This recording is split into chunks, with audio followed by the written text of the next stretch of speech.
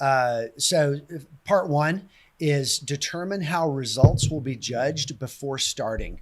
So often an SEO company like mine is using tools that are independent tools.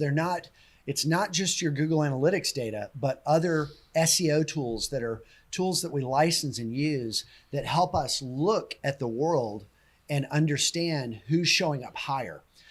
When you're in your city doing a search in Google, you may see something different than what other people see because Google is using hundreds of factors when they decide what to show higher in a search result. So if you're local and you happen to be, live in like a bedroom community, you're not necessarily seeing the same thing that everybody in all the other surrounding bedroom communities are seeing. Like one situation that's very common for us is that we often have companies that have lots of locations. And so the way those behave in search engines is going to be different based on where you are, because Google knows, oh, you're doing a search from this city. Sure. Well, this city right next to you might be a really different one. And when you do a search and you go click on your competitors, you're creating user behavior there that that search engines can see, and they may treat you differently based on the types of searches you've done in the past. Right. Google's a little bit of a black box. We don't know that they're not using that.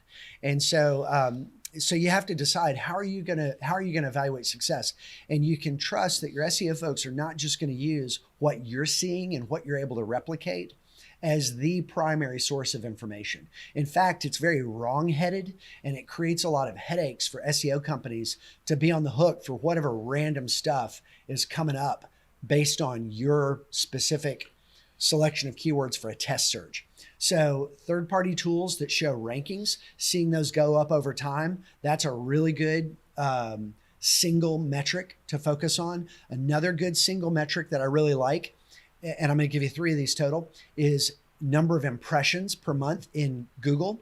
So you can, Google is kind of the biggest search engine, so you can use them as a bellwether for all search engines and say, how many times at bat are we getting? How many times do we appear in a search results page? So overall rankings, number 1, using a third-party tool. Option number 2, search engine impressions.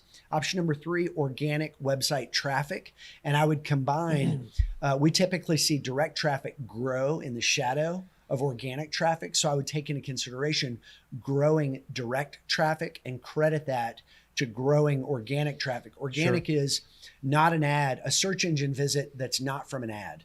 And so deciding how you're going to think, and you might have to kind of work with your SEO shop or us to decide what's the one thing that you're going to use to live and die by, and let them know how you're judging them. Yeah.